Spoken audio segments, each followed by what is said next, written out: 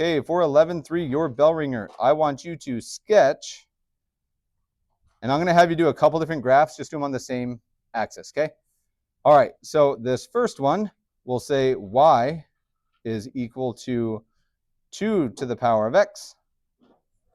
And then the second one on the same coordinate plane, I can give you guys graph paper if you need it, but I think you all have graph paper notebooks, right? Okay, I want us to do 3 times 2 to the power of x minus 1 plus 4. I want you to sketch both of them, and realistically, you might not be able to sketch them super well quickly. 2 to the x, probably. The second one will take a little while. I vividly remember Miss Jarvis and I having a discussion while you were with Jarvis, I'm pretty sure, about something related to this stuff. You guys might remember, but I'll give you a minute. I'll pause this. Addison, if you are watching this at this point, good luck this next week. If throughout the week you want to join via Google Meets or something rather than watching the video, I'm amenable to that. So just let me know. If there's ever a graph that you're not sure what to do, making a table is always an option. So I'm going to make a little table here, and I'm only going to use the red function for now, and then we'll use Desmos to help us out with the other one. We can pick whatever x we see fit, right? Making a table will always be a reasonable option. Is there an easiest value of x that we could possibly plug in here? Everybody agree that 0 is like the easiest? Okay. If we do 0, this becomes 2 to the power of 0, which is 1. So we just got the point 0, 1 on this graph. Everybody cool with that? Now, I don't know how much you guys did of this last year. You certainly did some exponential stuff. How many points did you have to use to graph them? Legitimate, I don't know the answer, just so you know. Like, it's whatever you think you might have had to use. 3 to 5 is my guess. 3 pretty commonly. Okay, give me another value of x. Now, there's literally infinitely many of them that you could choose because any number works, but is there an easiest option? 1 is an easy option. And this would give me, what? This gives me 2 to the power of 1 equals 2. And there we get 1, 2. Now, if I say what's the next easiest point, pretty good chance you're going to say 2. I'm not going to use 2. I'm not going to use 3 either. Nope, I'm going to use -1. Okay, now as we look at this, we're going to have to dig deep, I think. A negative exponent. You divide by what? Like, what would you have me write? 1 over, now I'm going to write 2 to the 1, but you're right. It's 1 over 2, which is 1/2. Okay. Couple things that are coming out of here. And this is purely out of honesty. How many of you remember exactly how this property works? Like, did you remember this? And do you know why it works this way? You can have negative exponents, but it's weird because it's not like you're thinking, what if I multiply 2 by itself -1 times? Like, it doesn't really work that way, right? Do you guys know why this rule is this? Would you like to see why this rule is this? Okay, so let's check it out. Let's finish this and we'll come back and do that. Okay, I'm going to graph these on Desmos instead, just because it's going to give us a nicer graph to deal with. So let's check. We have 2 to the power of x, and we'll make this screen slightly smaller. So 2 to the power of x. Now, I'm going to identify a couple points on here, and we'll just plot them. The points that we found were 0, 1. We found 1, 2, and we found -1, 1/2, right? Okay, so if I plug these points on, there they are.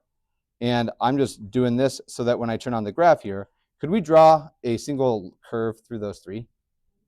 And we could sketch it out. And what I want you guys to do is give me a really rough sketch of the graph. And we'll check it out here in just a second. I'll turn on the other one. Here's my 3 points that we just found. Draw the curve that you think goes through those.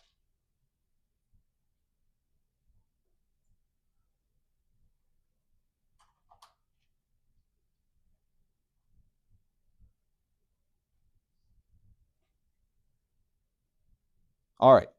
So now the question is, does it look like this? Okay. That if people are saying yes, you don't have to erase anything because we're going to clean this up throughout the chapter. But there's two places where I'm expecting that if it varies at all, it's going to happen. The first, does your graph cross the x-axis? No. Why? Why not? Because if we're doing like if it's negative 1 and it goes 1 over 2 to the power of 1, then it won't turn negative. Good. No matter how negative, like if I plug in negative 50, that's 1 over 2 to the power of 50, which is 1 out of almost, like it's a gigantic number. It's almost 0, but it's not quite. Now, I'm cool with that. Anybody get the second graph completely done, like easily, real quick? Okay. Nobody seemed to look up. I'm going to pretend the 3 is not there just because it's going to be a little bit easier to see it. So you don't have to erase yours, but anybody remember me and Jarvis talking about this when you guys were Jarvis' class? Because you even referenced it earlier this year. If I write it like this instead, I think you'll immediately.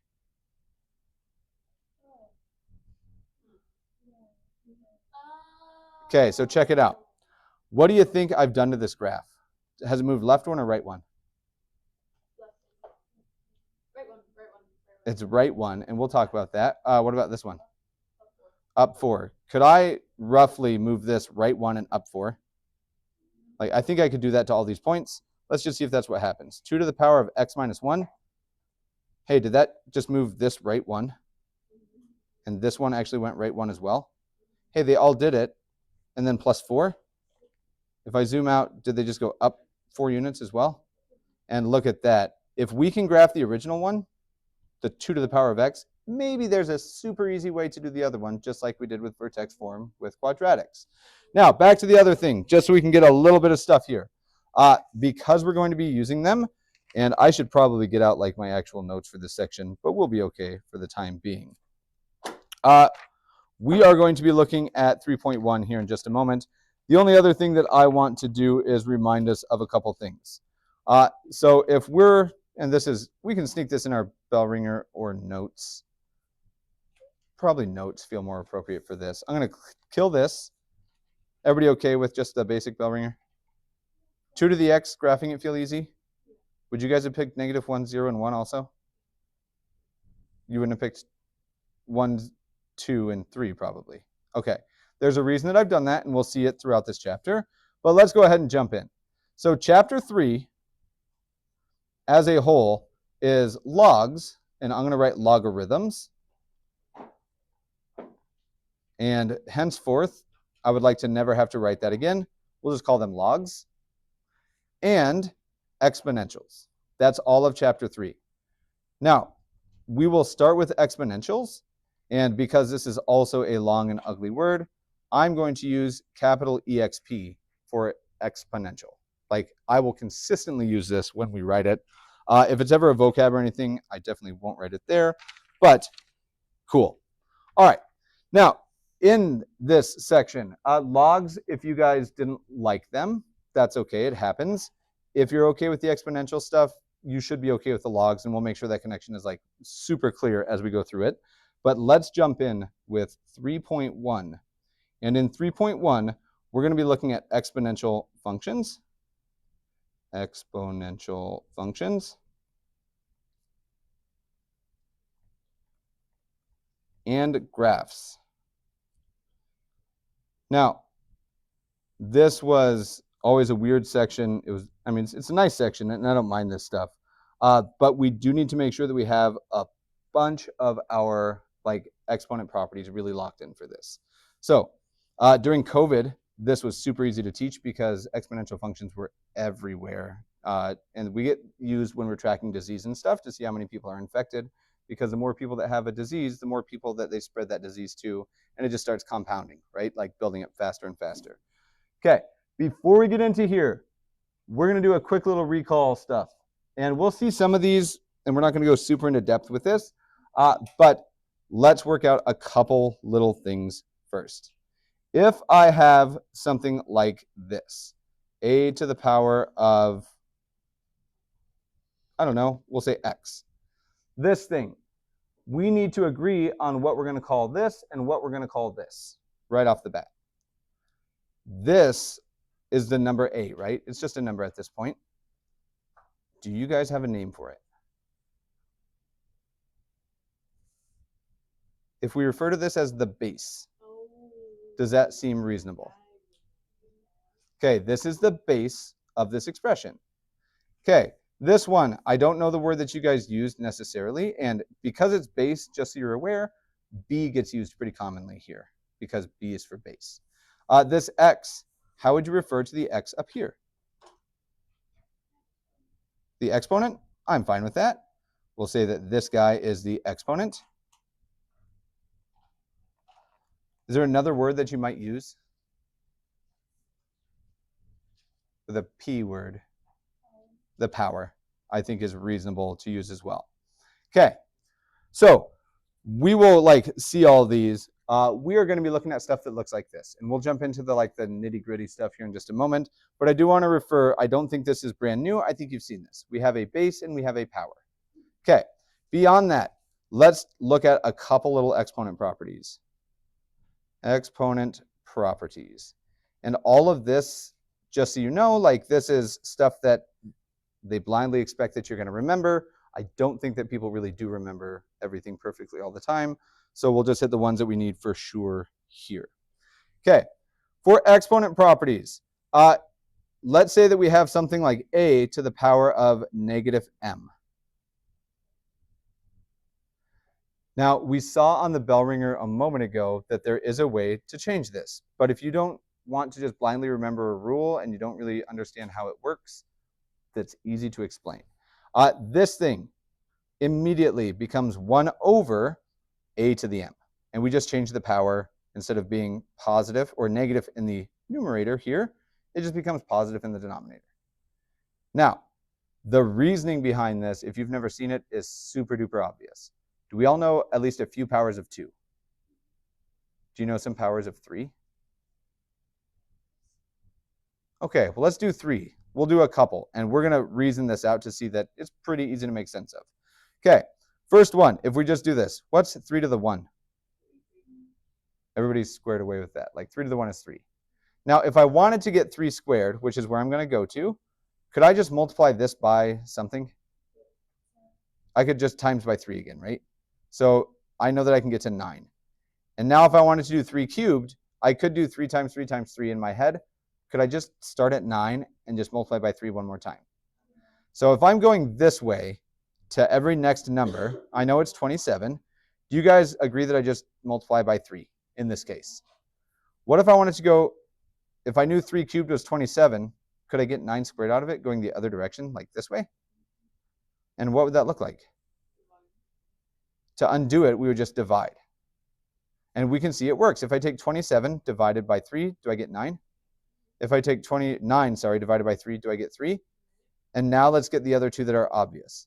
3 to the 0 seems weird, because if we think about it in the traditional sense of exponents, I don't know how to multiply 3 by itself 0 times. That idea just doesn't work, right? But when we think about exponents, instead of multiplying itself by it, we can think of it, instead of, we'll just change the language, repeated multiplication is all that it's really doing, or division, depending on the situation. If we just follow this rule, I would take 3 divided by 3, and I would get what? 1. And if we went back again, and we just started getting smaller numbers, I take this number, and if I'm going upward in this format, I just divide it by 3, right? Which is 1 over 3.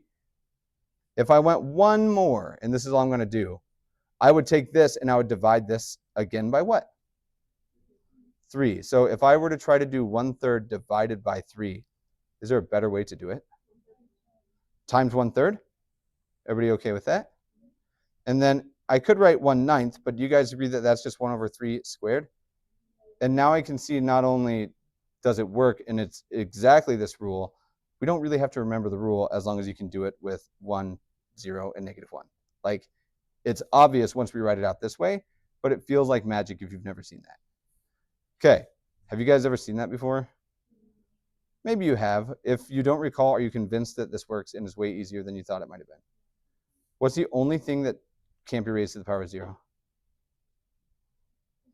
0 to the 0. Yep. Cool. All right. So legitimately, I think this is the only stuff that we need right now. Let's dive into these wonderful exponential functions. Okay. Sweet. Here we go. We're going to start with a definition, and it's going to be redundant, unfortunately. But let's actually define for ourselves what makes a function exponential. Now, we have obviously seen stuff with exponents in it. Quadratics have an x to what power? Yeah, square. Whoever said that quietly. I think it might have been Wisha, but it could have been weird. Why am I tried to call you Hawaii like 10 times. Abijah. I think it was Wisha. Is x squared an exponential? Do we call it an exponential or do we call it something else? We call it a quadratic, right? Is x cubed? We don't call them exponentials. We call them cubics. X to the fourth, we don't call exponentials. We call them quartics. Whoever had that one locked in, good on you. Fifth powers, we don't quintics. Okay, what's 6?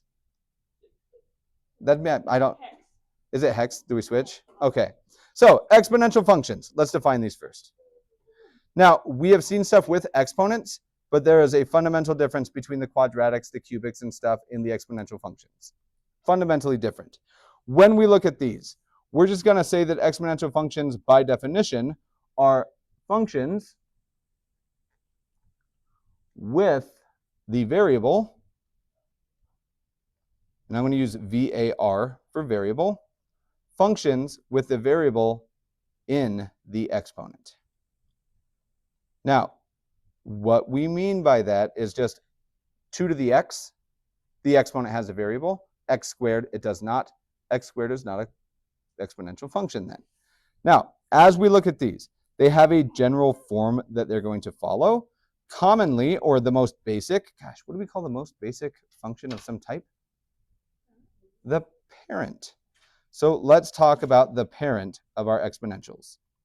And this is the weirdest parent. We're going to see another weird one when we get to log stuff, but it's different than it was before. What's the easiest quadratic function? 1x squared, right? Just that. Now, these ones are not as nice. We're going to say that the parent function for these guys is f of x equals a to the power of x, where x is simply going to be a real number. So x is in the set of reals, and we will also require that a is greater than 0. Now, we do that greater than 0 thing because if we have a negative and we start changing it, it gets wonky and jumps back and forth between being positive and negative because negative numbers squared wind up positive. Okay, as we look at these then, this is the most basic format of these. And what's weird about it is we can't really say what a is other than it's some positive number. So let's start building these up. We're going to do a quick, really quick example where I just want us to evaluate a couple things. So let's say that for f of x, we have 3 to the power of x. I want you guys to give me a couple of values here.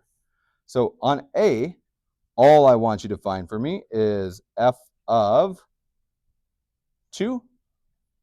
On b, I want you to find me f of, I don't know. Ooh, that's a good one.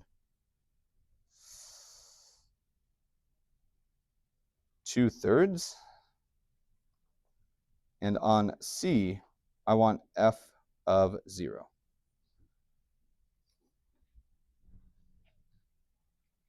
We're going to try to do it without a calculator because I don't want just decimal approximations, but we might have immediately stumbled on another property that we need to recall.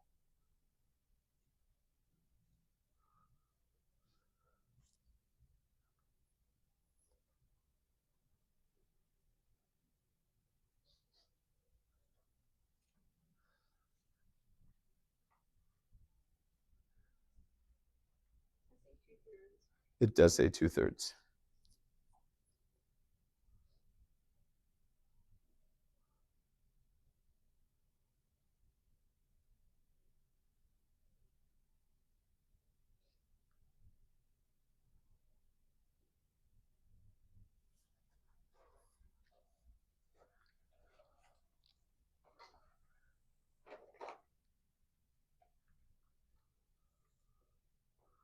I agree with those two. I agree. I would skip to this one if this one's, so this should be, does that say 2/3? Yep. And then this one I would do A and C first. Good. Good. Okay. A and C are the easy ones here, right? Okay. Now there's an obvious thing that I'm just checking to see how much do you recall. When we look at f of 2, all this means is anywhere that there's an x, what do I replace it with? 2. So this becomes 3 to the 2, right? Which is pretty easy. That's just 9. And everybody whose page I looked at had 9. Doable. F of 0, also pretty chill. This is 3 to the power of 0. And anything to the 0 power is 1. This one, if you're struggling with it, there's not going to be a satisfying answer. Not yet anyway. Do you guys agree that if we just plug and chug, it's 3 to the 2/3? Okay, did you do anything else? Okay, so big question here. What does this even mean? So kind of. Okay, exponents. Have we seen them with fractions before? Okay, do you remember what they mean? All right, so we're going to sneak in a property here, and I'm sure we'll rewrite it later, but just in case we need it today, and we haven't formally hit it, we should get it here. If I have a to the m over r, there are two ways that this can be thought about. Okay, the first one is that this represents a root of some sort, a radical expression. Now, the fact that the r is in the denominator says this can be written, bless you, one of two ways. It is either the rth root, which is just like the square root, but r this time, of a to the power of m. Here's one way that we could do it. And sometimes this is going to be beneficial. Or another way that we could write this is the rth root of a, and then everything gets raised to the power of m. This is the basic rule. Now, as we're looking at it, it depends on the situation.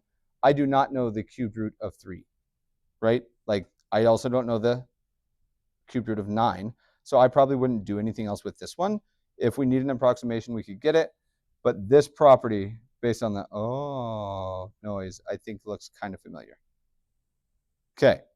Now, if we're just evaluating it, is there anything crazy about it?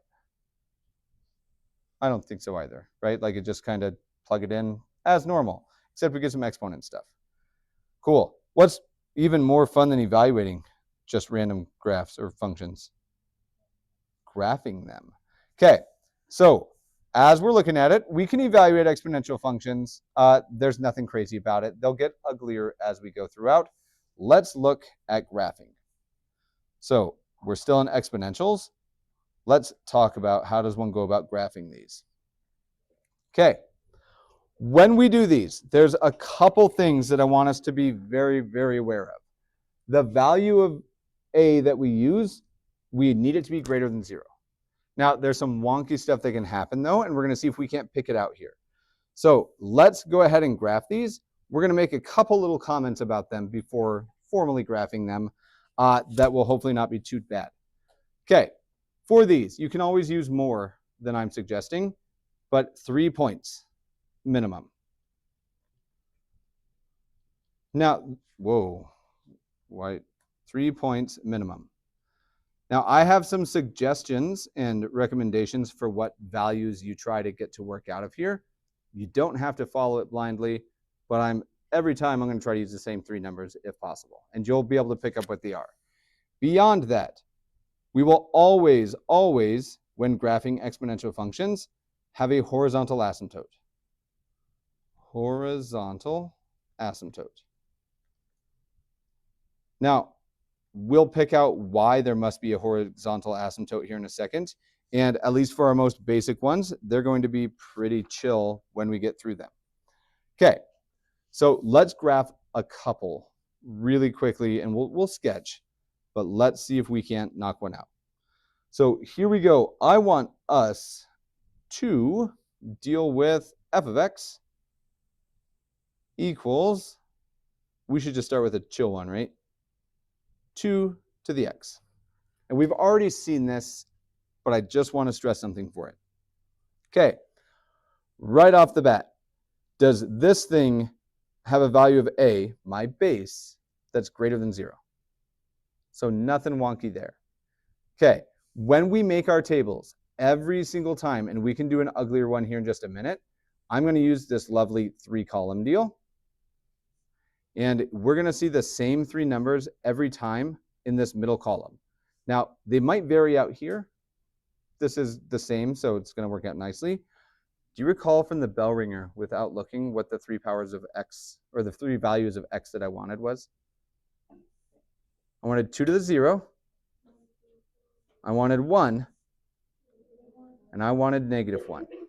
Now, every single time, and we'll make a note of this when we go into graphing the uglier ones here in just a moment, but I'm always going to pick values of x that make my power, my actual exponent up here, be these 3 numbers. Okay, so when we plug this in, this becomes 2 to the -1, which is what again?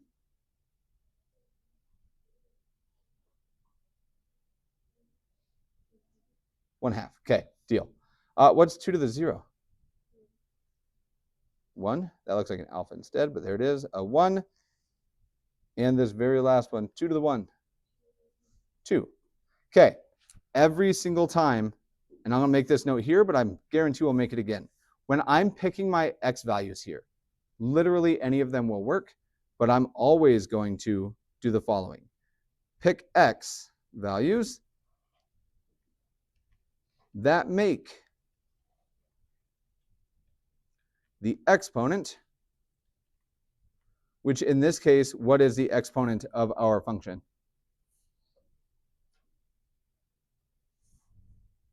Here's our function.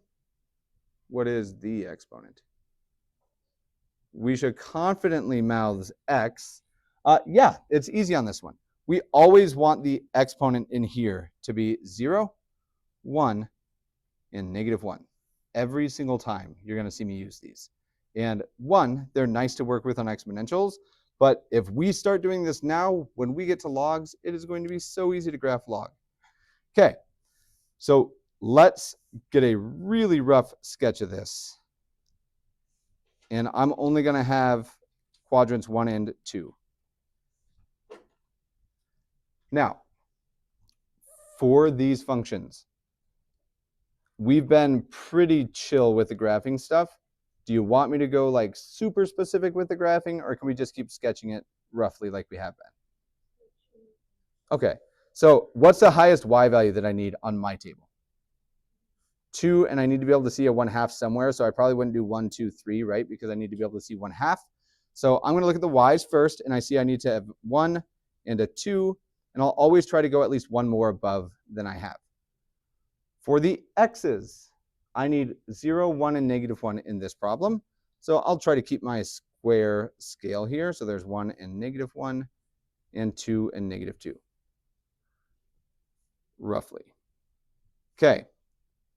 From here, I think we can accurately and appropriately sketch these 3 points, and then we should talk about where this asymptote shows up. So let's see, -1 and 1/2, there it is, 0 and 1, and 1, 2 is way up here. Now, I asked a few minutes ago, and I think Christina did pretty well answering it. Could have been a little bit more clear, but I think conceptually you're fine.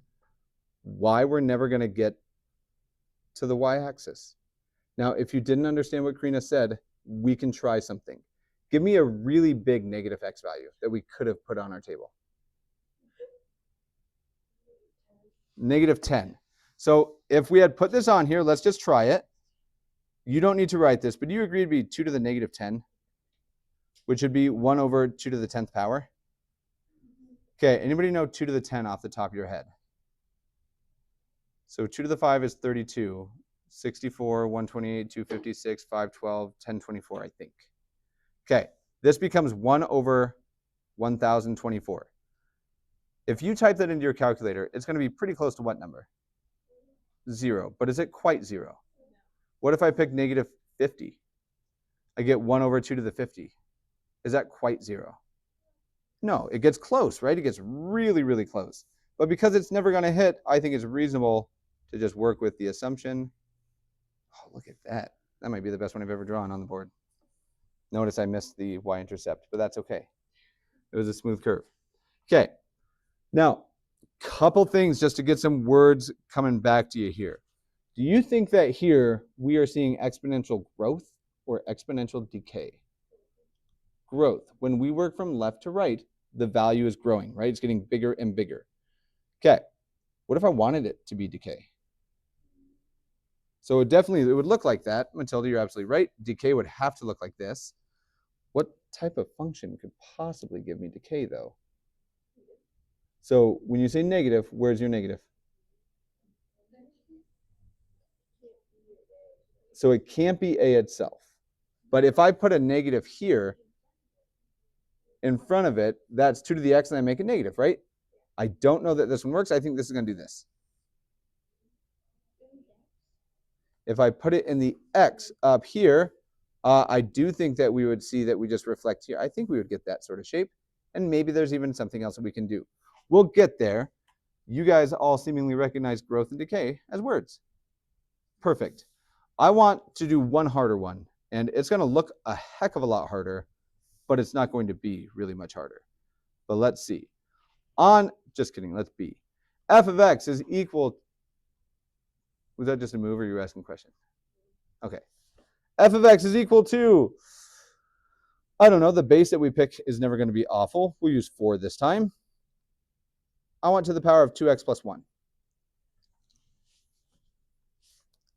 Can you guys tell that we've taken a harder problem? Now, in this situation, and I'm doing this not because I want you guys to necessarily graph these super ugly things, but I do want to make sure that we can see a connection and connect it with an easy graph. If we make our table all the same, x, 4 to the power of 2x plus 1, and y.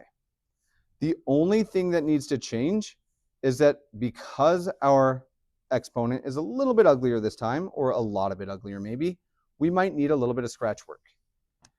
I want to pick values of x such that the exponent is equal to what numbers? 0, 1, and negative 1. Now, if you can do this in your head, awesome, but I'm just going to do exactly this, and I'm, in fact, just going to, so much so that I'll just copy this. We're going to pick x values that make the exponent equal to this. What is the exponent on this problem?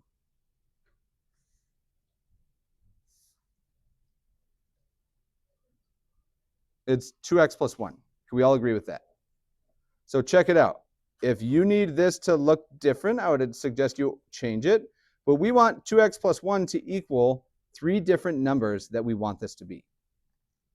What are they? I'm not asking what is x. I'm just saying I want to make my exponent, which is this, equal to 3 things. Pick x values that make the exponent. Good. What are those 3 things? 0, 1, and negative 1. I want this to be my exponent. Now, we might all have a different amount of scratch work for this. What I'm going to do is, if I need to show more, I can. Let's pretend that that's all that's written, and it's just negative 1. If we wanted to solve 2x plus 1 equals negative 1, can we? And in fact, if you want the scratch work, I'll even do a little bit more of it over here. So help me out. If I want to make 2x plus 1 equal to negative 1, what value of x should we pick? And if you don't notice that, it's me saying, let's solve this. Let's find that value of x. I'm not asking you to just think it out. Let's solve this for x. What would you do first? Is that where we all get to? And then x equals?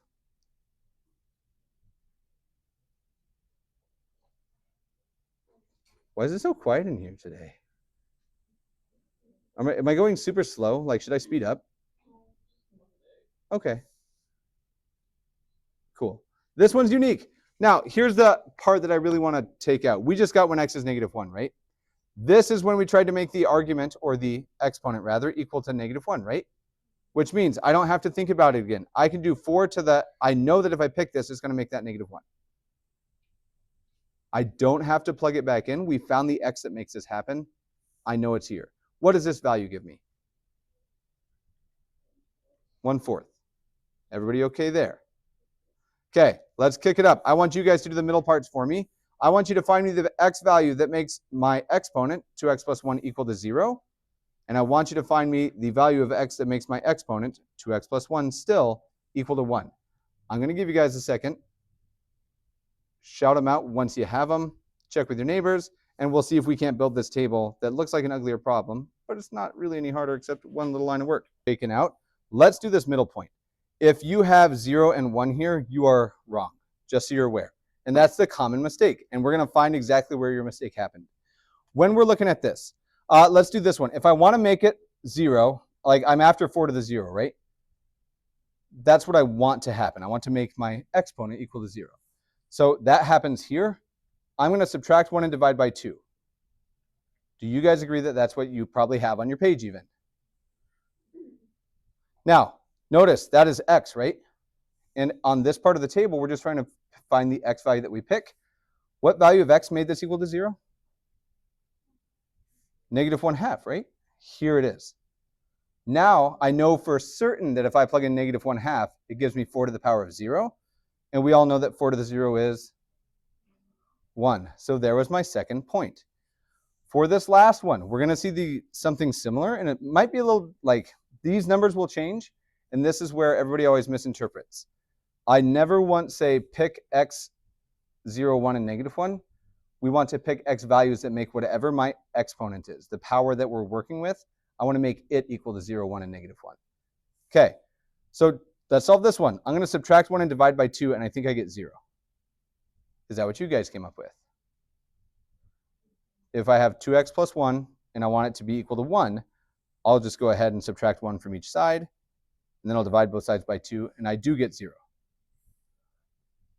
Now, the language here is always weird, and again, if you totally get it, you're going to hate me saying this over and over, but we used x equals 0 to make my exponent 1, right?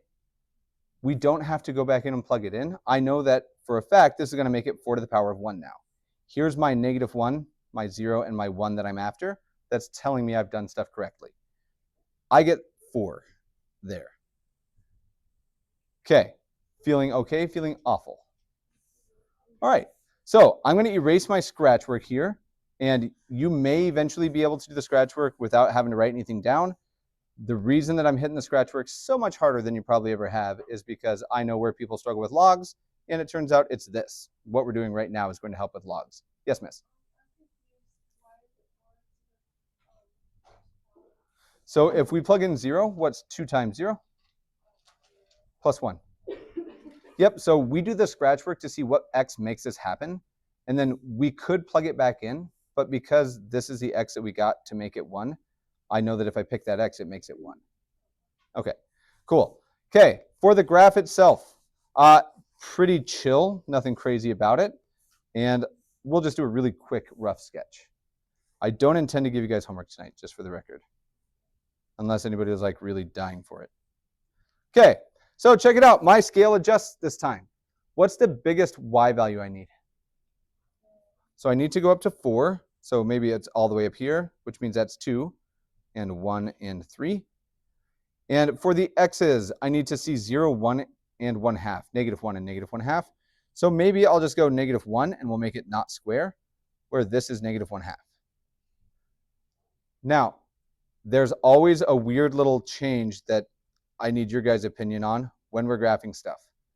If we adjust our scale to see it nicely every time, our graphs are essentially always going to look the exact same. Do you want them to look nice, which ultimately will make them kind of look the same? Or do you want to just use the big ugly scale so we can see very clearly that they're different graphs every time, but they won't be as nice to look at and make sense of? I don't know if you really understand what I'm saying there. Okay, so check it out. We'll come back to this, but we need to clear this up real quick. If I graph 2 to the x, is it going to look different than 4 to the x, you think? Like probably, and we haven't gotten to talking about what those are, but the red one is 2 to the x, and then here's 5 or 6 to the x. Do they look different? Yeah, do they have the same general shape? Now on the same scale here, this is what it looks like. Now if I zoom in, maybe the other one doesn't look awful, but if I adjusted my scale a little bit to make sense with maybe the 6 or the 4, if we will. I'll use the 4 since that's what we just used. This graph looks nice. You can tell it's different than this one. What I'm asking is, do we want to try to keep the same scale so we can see these specific differences? Or are you cool if every graph that we have just looks like a nice exponential like this? Okay, now you still probably don't understand what I'm getting at, but if we are okay that all the graphs are going to look essentially the same, but the numbers and scales are different, that's all I'm changing. Okay, cool. So with this then, I think we can graph this reasonably well. Do you want me to wait for you to graph it? Can I just graph it real quick and then we'll get into generalizing some stuff? Okay, negative 1 and 1/4, it's about there. Negative 1/2 and 1 is about here.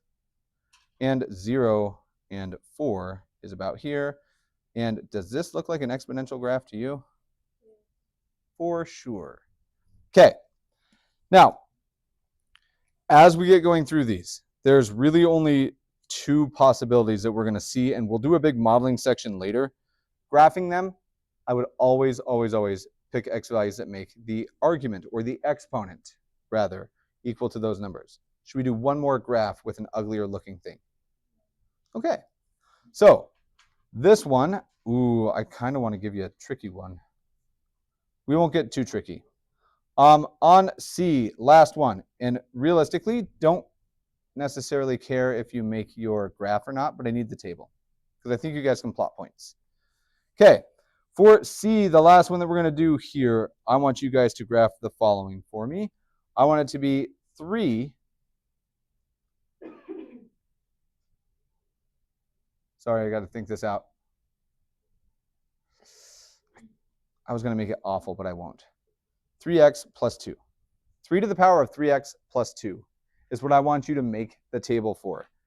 Now, I would encourage, do the scratch work first. We want 3x plus 2, which is my argument, the power, the exponent here, to be equal to 3 different things. What's one of them? 0. Another one? 1 and negative 1. I would do the scratch work first.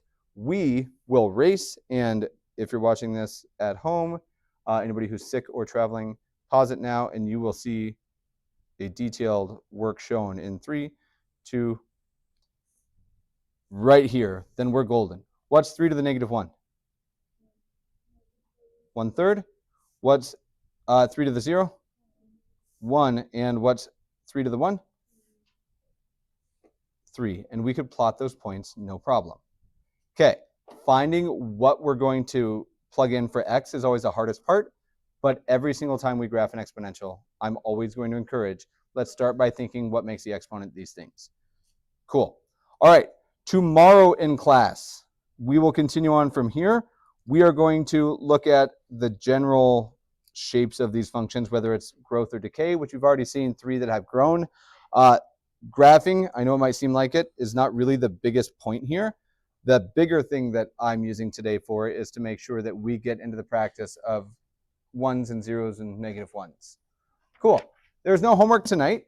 We get 60 seconds to just kind of chill out. Cool.